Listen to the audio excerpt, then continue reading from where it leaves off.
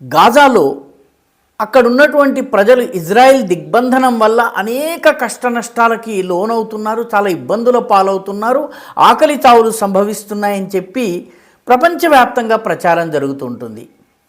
అయితే ఇటీవల American satellites drones తీసినటువంటి ఇమేజెస్లో ఒక విచిత్రం బయటపడింది.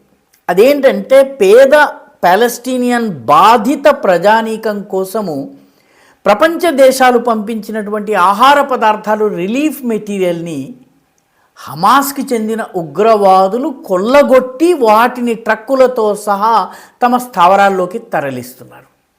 ప్రజలు ఆకలి తావుతో చనిపోయినా పర్వాలేదు, కానీ తమ దగ్గర నిల్వలు ఉండాలి. ఎందుకంటే భవిష్యత్తులో ఇజ్రాయెల్తో యుద్ధం జరిగితే తాము యుద్ధం చేయగలగాలి. అంటే ప్రజలు చచ్చిపోయినా పర్వాలేదు.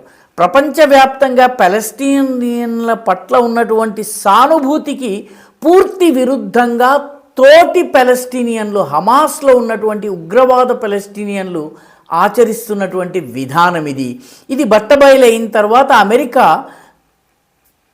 హమాస్ని చాలా తీవ్ర పదజాలంతో విమర్శించింది. ఈ రకంగా చేస్తే ఊరుకునేది లేదని చెప్పింది.